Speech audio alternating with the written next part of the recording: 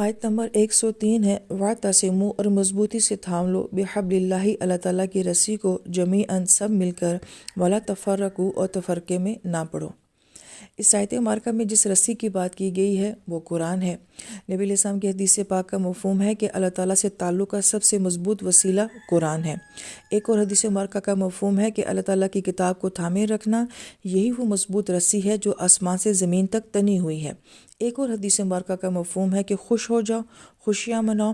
یہ قرآن ایک واسطہ ہے جس کا ایک سرا اللہ کے ہاتھ میں ہے اور ایک سرا تمہارے ہاتھ میں ہے۔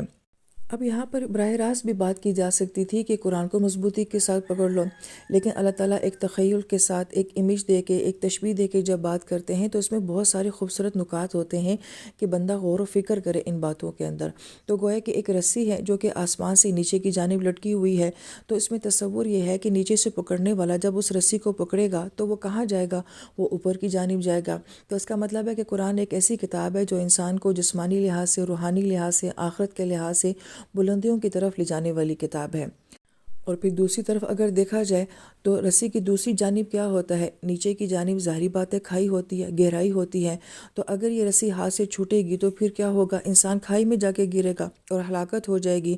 تو گویا کہ اگر یہ قرآن کی رسی ہمارے ہاتھ میں نہ ہوئی تو دوسری طرف بڑی گہری کھائیاں ہیں، وہ جہنم کی کھائیاں بھی ہو سکتی ہیں اور دنیا کے حالات کی کھائیاں بھی ہو سکتی ہیں۔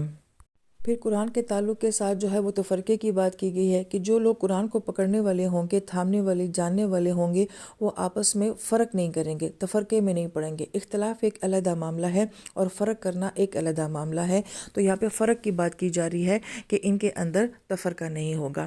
پھر اگلی خوبصورتی کیا بتائی جا رہی ہے کہ وَاذْكُرُوا نعمت اللہ، کہ اللہ تعالیٰ کی نعمت کو یاد کرو، علیکم، جو اللہ تعالیٰ نے تم پر انعام کی ہے، اذ کنتم، جب کہ تم سب تھے، اعداء، دشمن، فألف، تو اللہ تعالیٰ نے محبت ڈال دی، بین قلوبکم، تمہارے دلوں کے درمیان۔ اب دیکھیں کہ پچھلی آیت مبارکہ میں اللہ تعالیٰ نے انفرادی بات کی تھی تقویٰ کی، اور اب یہاں پہ تمام باتیں اجتماعی لحاظ سے کی جا رہی ہیں۔ تو قرآن آنے کے بعد ہم عرب قبائل میں اوس اور خزرج کو دیکھتے ہیں کہ ان کی نسلوں چلنے والی دشمنیاں جو ہیں وہ محبتوں میں بدل گئی، تمام صحابی ہو گئے۔ لیکن اس کے اندر ایک خوبصورت سوچ یہ دی جا رہی ہے کہ ہر انسان کی اپنی سوچ ہوتی ہے، اپنا نظریہ ہوتا ہے، ہر ملک کے اپنے انٹرسٹ ہوتے ہیں، لیکن جب انسان قرآن پڑھنے والا ہوتا ہے تو مختلف سوچوں والے لوگ جو ہوتے ہیں ان کی ایک سوچ بن جاتی ہے، ایک مقصد بن جاتا ہے، ان کی ایک منزل بن جاتی ہے۔ تو گویا کہ قرآن صرف انسان کو اللہ تعالیٰ کی ذات کے ساتھ ہی نہیں جوڑتا، بلکہ قرآن انسان کو انسان کے ساتھ بھی جوڑ دیتا ہے اور وہاں سے ایک جماعت بنتی ہے۔ پھر فرمایا کہ وَكُنْتُمْ، اور تم تھے، علی الشفا، کنارے پر، حفرۃ من النار، آگ کے گڑھے کے، کہ تم سب تو آگ کے گڑھے کے کنارے تک پہنچ گئے تھے، فَأَنْقَذَكُم مِّنْهَا، تو اللہ تعالیٰ نے تمہیں بچا لیا۔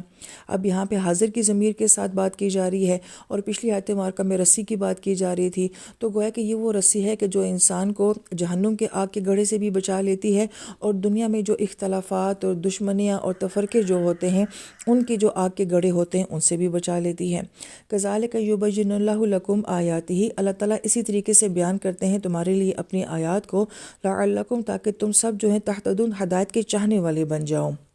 لہٰذا غور کرتے جائیں کہ پہلے انفرادی بات کی گئی کہ تم میں سے ہر ایک اپنی استطاعت کے مطابق کا تقویٰ ہونا چاہیے، پھر اس کے بعد سب نے مل کر قرآن کی رسی کو تھام لینا ہے، آپس میں ایک جماعت بن جانا ہے اور آپس میں تفرقہ نہیں کرنا ہے، اور پھر اس کے بعد اب اگلی آیت مبارکہ میں کہا جائے گا کہ تم سب نے ایک امت بن کر دکھانا ہے۔